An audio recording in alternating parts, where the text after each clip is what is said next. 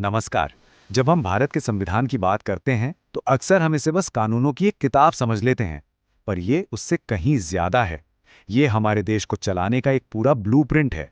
और आज हम इसी ब्लूप्रिंट के एक बहुत ही खास हिस्से को समझने वाले हैं।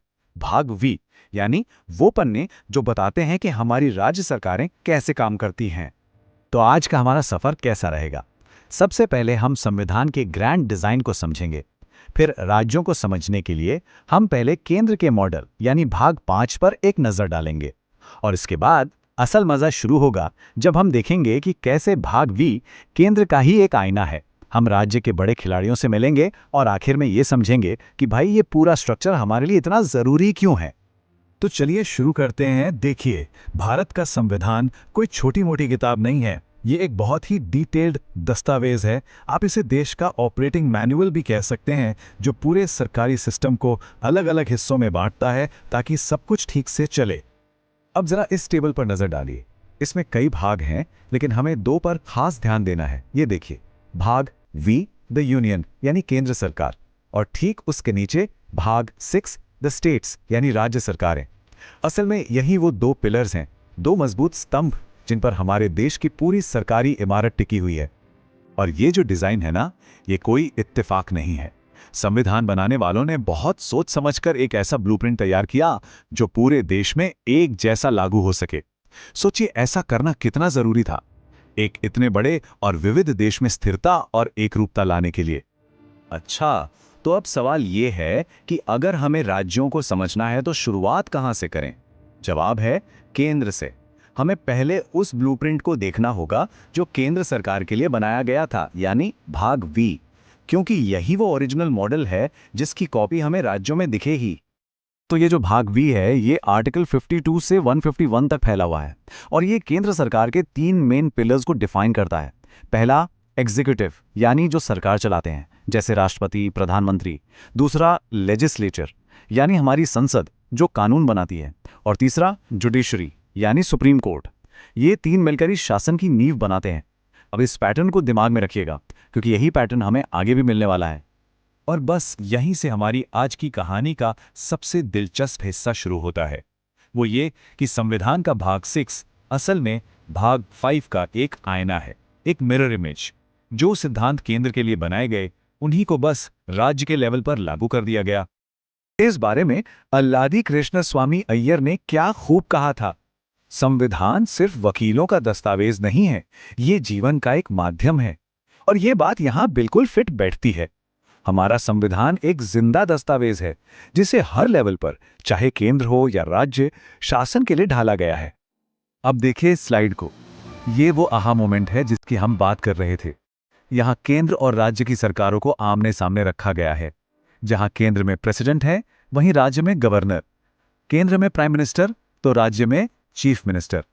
पार्लियामेंट का जवाब है स्टेट लेजिस्लेचर। है ना, बिल्कुल एक आईने की तरह। चलिए, इस आईने वाली बात को थोड़ा और समझते हैं, खासकर एग्जीक्यूटिव के मामले में। देखिए, केंद्र में संवैधानिक मुखिया हैं राष्ट्रपति, तो राज्य में वही भूमिका निभाते हैं राज्यपाल। और असली पावर केंद्र में वो प्रधानमंत्री के पास है, तो राज्य में मुख्यमंत्री के पास।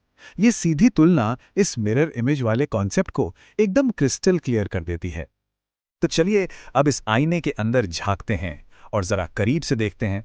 अब हम बात करेंगे राज्य सरकार के उन बड़े खिलाड़ियों की, उन इंस्टीट्यूशंस की जो इस पूरे सिस्टम को चलाते हैं। सबसे पहले आते हैं राज्यपाल यानी गवर्नर। इनकी नियुक्ति राष्ट्रपति करते हैं और ये राज्य के संवैधानिक प्रमुख होते हैं। इनका काम ये देखना है कि राज्य का कामकाज संविधान के दायरे में रहकर हो। ये केंद्र और राज्य के बीच एक पुल की तरह भी काम करते हैं। लेकिन हाँ, एक बात साफ है, गवर्नर भले ही संवैधानिक मुखिया हों, पर राज्य की असली पावर होती है मुख्यमंत्री और उनकी कैबिनेट के हाथ में। ये लोग ही असल में सरकार चलाते हैं और अपने हर काम के लिए विधानसभा के प्रति जवाबदेह होते हैं। इसके बाद आता है राज्य का विधानमंडल यानी स्टेट लेजिस्लेचर। ये राज्य की अपनी संसद है जहां कानून बनते हैं। ज्यादातर राज्यों में तो सिर्फ एक ही सदन होता है, विधानसभा, पर कुछ बड़े राज्यों में बिल्कुल हमारी संसद की तरह दूसरा सदन भी है, जिसे विधान परिषद कहते हैं। और ये जो खूबसूरत इमारत आप देख रहे हैं, यह है बेंगलुरु का विधान सौदा, कर्नाटक के विधानसभा। ये तस्वीर एक पावरफुल सिंबल है। ये हमें याद दिलाती है कि ये सारी बातें जो हम कर रहे हैं, ये सिर्फ संविधान की किताबों में नहीं है। ये इन शानदार इमारतों में जिंदा हैं, जहां हर रोज हमारे लोकतंत्र को मजबूत किया जाता है। और इस पूरी तस्वीर को पूरा करने के लिए तीसरा पिलर कौन है? वो है न्यायपालिका। हर राज्य का अपना एक हाई कोर्ट होता है, जो ये सुनिश्चित करता है कि राज्य में कानून का राज बना रहे, लोगों के अधिकारों की रक्षा हो, बिल्कुल वैसे ही जैसे देश के लेवल पर सुप्रीम कोर्ट करता है। तो ठीक है, हमने ये तो समझ लिया कि केंद्र और राज्य का स्ट्रक्चर एक जैसा है, पर अब सबसे बड़ा सवाल, आखिर हमारे संविधान निर्माताओं ने ऐसा किया क्यों? इस पैरेलल डिजाइन के पीछे मकसद क्या था? इसका जवाब छिपा है भारत के फेडरल स्ट्रक्चर में, जिसमें एक यूनिटरी बायस है। अब यह सुनने में थोड़ा टेक्निकल लगता है, पर इसका मतलब बहुत सिंपल है। इसका मतलब है शक्तियों का एक बहुत ही खूबसूरत बैलेंस। राज्यों को आजादी दी गई कि वो अपने लोकल मुद्दे खुद सुलझाएं, लेकिन साथ ही केंद्र को इतना मजबूत रखा गया कि देश की एकता और अखंडता बनी रहे। और ये बैलेंस असल में काम कैसे करता है? ये काम करता है इन 3 लिस्ट के जरिए। यूनियन लिस्ट, जिस पर सिर्फ केंद्र कानून बना सकता है, जैसे डिफेंस। स्टेट लिस्ट, जिस पर राज्य कानून बनाते हैं, जैसे पुलिस या स्वास्थ्य। और फिर है कॉनकरेंट लिस्ट, जिस पर दोनों कानून बना सकते हैं, जैसे शिक्षा। शक्तियों का क्या जबरदस्त बंटवारा है। तो कुल मिलाकर इस पूरे ढांचे का सबसे बड़ा फायदा क्या है? फायदा यह है कि ये राज्यों को अपनी लोकल जरूरतों के हिसाब से काम करने की ताकत देता है, और वो भी एक मजबूत और एक राष्ट्र की पहचान को बनाए रखते हुए। तो हमने ये पूरा सिस्टम तो समझ लिया, पर जाते जाते एक सवाल आपके लिए छोड़ जाते हैं। ये पूरा सिस्टम बैलेंस के लिए बनाया गया है, पर क्या असल में पावर का पलड़ा किसी एक तरफ झुका हुआ है? क्या असली ताकत केंद्र के पास है या राज्यों के पास? ये एक ऐसा सवाल है जिस पर आज भी बहस जारी है, और जो भारत के फेडरल स्ट्रक्चर की असलियत को दिखाता है।